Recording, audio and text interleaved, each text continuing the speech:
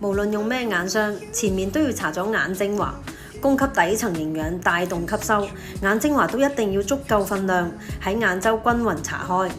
用呢兩隻美容手指按壓。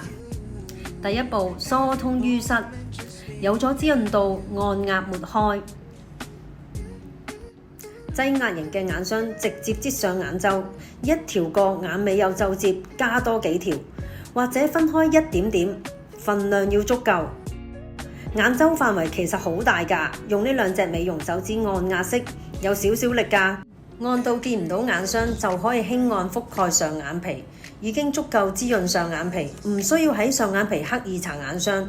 最後記得將眼尾打開，呢個動作有助消失魚尾紋㗎。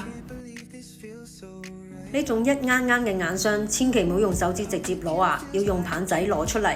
唔好諗住滋潤潔身嘅眼霜就用少啲，一樣要足夠份量，大約係自己手指尾嘅1/3。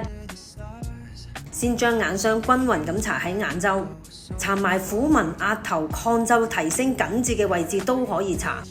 按壓式咁樣按壓眼周，打開眼尾皺褶，高滋潤、高營養嘅眼霜細分子技術。其實可以配合按摩手法改善下垂嘅問題，識得按都幾明顯㗎，即刻 firm 咗，日日都用得着，記得收藏，驚你揾唔返啊！